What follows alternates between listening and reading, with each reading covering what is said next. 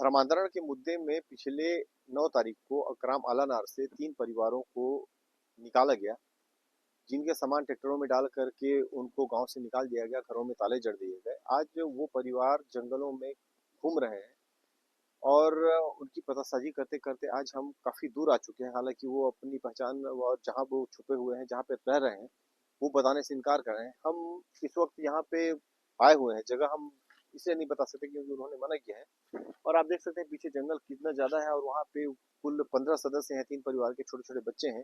अब वो हमको यहाँ से लेने आएँगे और हम उनके साथ जाएँगे वो जहाँ पे रुके हुए हैं, क्योंकि वो और किसी से बात नहीं करना चाहते। हम पे उन्होंने विश्वास जताया है। उनका कहना है कि शासन प्रशासन या किसी अन्य पे हम विश्वास नहीं कर सकते। तो वो जंगलों में घूम रहे हैं, उनको गाँव वालों का भी डर है, पुलिस प्रशासन से पता नहीं क्यों डर है। हम जाकर बात करते हैं, फिलहाल हम उनका इंतज़ार कर रहे हैं, वो कब आएँगे और हमको कब यहाँ से लेके जाएँगे। देखते हैं आगे क्या होता है। ये जो रास्ता देख रहे हैं ये काफी घना है और जंगल आप देख सकते हैं किस तरीके से है। अब यहाँ से हमको जाना है उस जगह में जहाँ पे वो लोग हमारा इंतजार कर रहे हैं, जिनको अपनी बात शासन प्रशासन तक रखनी है और उसके लिए हम लगातार प्रयास कर रहे हैं ताकि वो वापस आ जाएं अपने घरों में, जिनके घरों में ताला जड़ दिया गया है। अब देखते हैं कि वो मिलते हैं, उनकी बातों को रखते हैं, शासन प्रशासन की तक इस बातों को पहुंचाते हैं और उनका क्या कहना है, गांव वालों का क्या कहना है, इस पर लगातार हम स्टोरी कवर कर रहे हैं। हालांकि जिस तरीके से इतनी घने जंगलों में छोटे छोटे बच्चों के साथ ये लोग गुजारा कर रहे हैं, वास्तव में सोचनीय विषय है और चिंतनीय विषय भी है। हम अभी जा रहे हैं इनके साथ। देख सकते हैं आप किस तरीके से झाड़ी जंगल है और करीब यहाँ पे बज गए हैं 8 मतलब 7 बज चुके हैं और ये भाई हमको लेना आए हुए जंगल में और ये बेचारे अपने पूरे परिवार के साथ जंगल में रह रहे हैं। जंगल में रहने को ये विवश है। हम इनके साथ जा रहे हैं घने जंगल के बीच में, बेचारे रह रहे हैं। 15 लोग परिवार है, पूरे 15 परिवार के साथ में। अब वो हमारे साथ फ्लैश लाइट है, फ्लैश लाइट के साथ हम जा रहे हैं इनके साथ। अभी कहीं जंगल में है, पता नहीं कहाँ है, देखते हैं अभी। मुझको तो लग रहा है कि काफी दूर में है। हमने गाड़ी खड़ी कर दी है और पैदल चल रहे हैं इनके भाई साहब के साथ। ये हमको वहां तक ले जाएंगे जहाँ पे ये लोग रह रहे हैं। इनके साथ बच्चे हैं छोटे छोटे और गांव वालों ने जिस तरीके से इनका बहिष्कार कर दिया है, तो गांव वाले भी इनको घर गांव में वापस जाने नहीं दे रहे हैं। तो इनके पास एक जरिया बच गया है, जंगल। ये देख सकते हैं आप कितना अंधेरा है और छोटे छोटे बच्चे हैं।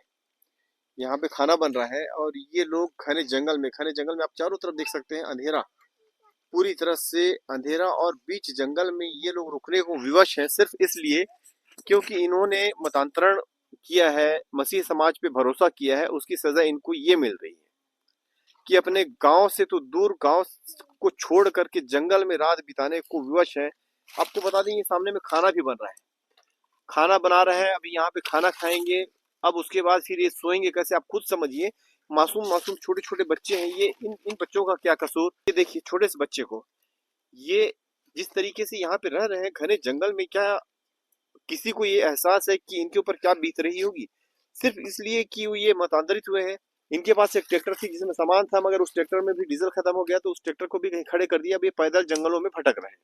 साथ है वो बच्ची जिन्होंने जब कांकेर गए थे तो वहां पे मीडिया से इन्होंने मुखरता से बात की। हम इनसे पहले बात करते हैं, बेटा आप करती क्या हो? सर मैं पढ़ाई तो करती हूँ लेकिन मेरे को अभी पढ़ाई रुक गया है। पढ़ाई रुक गया? कहाँ पढ़ती हो आप? मैं अंतरण में पढ़ाई करती हूँ सर। क्या पढ़ रही हो?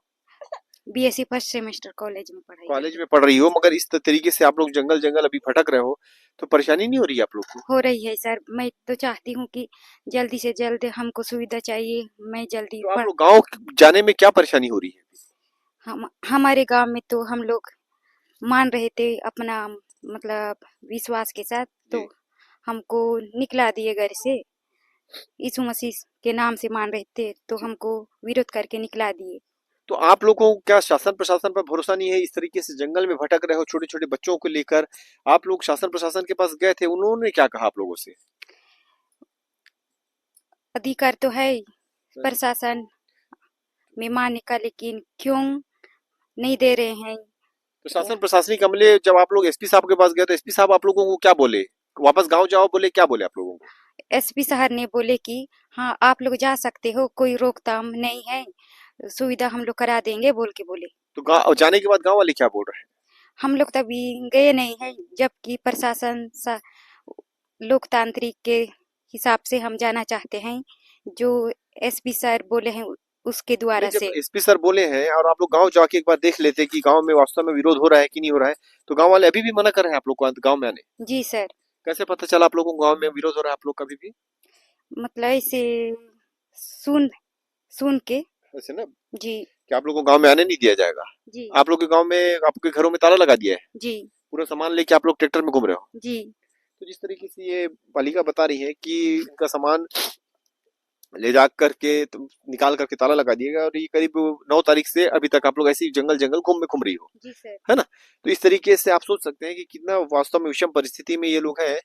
धर्मांतरण का मामला अलग है, मतांतरण का मामला अलग है, धर्म अलग विषय है, पर इंसानियत एक होती है, वो एक अलग विषय है। जिस तरीके से शासन प्रशासन या सरकार इन लोगों के साथ जिस तरीके से व्यवहार हो रहा है, वास्तव में ये एक लोकतंत्र तांत्रिक राष्ट्र होने के बावजूद भी जिस तरीके से इनके साथ, मतलब जंगल में आप समझ सकते हैं छोटे छोटे बच्चे, ये देखिए छोटी सी बच्ची है, छोटे छोटे बच्चे घने जंगल में यहाँ पे रह रहे हैं सिर्फ आग के अलावा में, तो कितने दुख की बात है। हमारे साथ कुछ और भी है, हम इनसे भी बात करेंगे। भैया आप आइए थोड़ा सा, आप अपना नाम बताइए। सर मेरा नाम बजोराम कावड़े है। अच्छा बजो, ये बताओ आप लोग मतलब कब से मसीह समाज पे भरोसा करें? सर मैं तो 9 साल हो गया है सर मसीह समाज मतलब मसीह समाज में जाने का वजह क्या था आपके पीछे? सर मेरा को लगा कि जो उसमें सच्चाई दिखने लगा, उसमें मैं बहुत पहले जो मसीह को नहीं मानता था, उससे पहले मैं सारे बीपी के रोल में पढ़ा करता था, कई प्रकार का मेरे जीवन में लड़ाई झगड़ा उत्पन्न करता था। तो मसीह समाज यीशु मसीह को मानने के कारण वहां से थोड़ा सा मेरे आपने उसके बाद शराब और पीना सब छोड़ दिया? छोड़ दिया सर। कुछ भी नशा नहीं करते हो अभी? नहीं अच्छा नहीं लग रहा है सर। अब मतलब जिस तरीके से इनका कहना है कि मसीह समाज में जाने के बाद वो जिस तरीके से जीवन जीना चाहिए, शराब छोड़ दिया, और शराब छोड़ने के बाद जितने भी बुरे कर्म है उन्होंने छोड़ दिया। अभी आप क्या काम करते हो? सर मैं खेती बाड़ी करता हूँ घर। खेती बाड़ी। तो गांव वाले को क्या परेशानी थी कि आप लोग मसीह समाज में हो, और मसीह समाज आप लोग तो अपना मानते हो, फिर गांव वालों को क्या परेशानी थी? सर एक बार ऐसी परेशानी सर था, जो मेरे पिताजी रजमन कावड़े का 9 जनवरी को उसका जो मृत्यु हुआ। सर मैं तो उससे पहले से हम लोग विश्वास 9 साल हो गया विश्वास कर रहा हूँ।